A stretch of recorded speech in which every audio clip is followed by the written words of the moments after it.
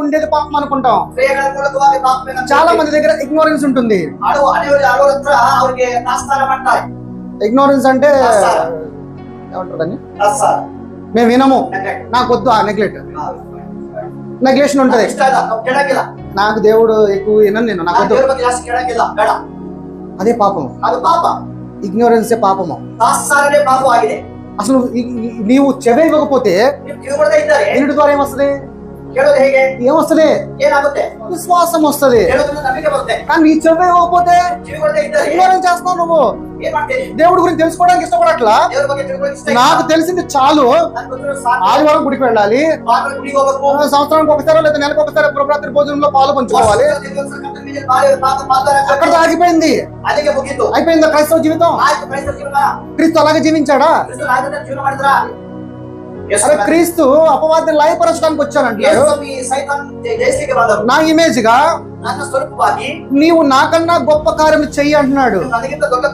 కానీ నువ్వే అనుకుంటున్నావు ఆదివారం గుడికి వచ్చామా, వాక్యం విన్నామా, ఇంటికి వెళ్ళిపోయి నెక్స్ట్ రోజు నీ పని నువ్వు చేసుకుంటే ఇదే నిన్ను ముసుగులో పెట్టి ఉంచేశాడు. ఆ ముసుగును తీసివేయడానికే ప్రభు వచ్చాడు. కొలస్సీలు రాసిన పత్రిక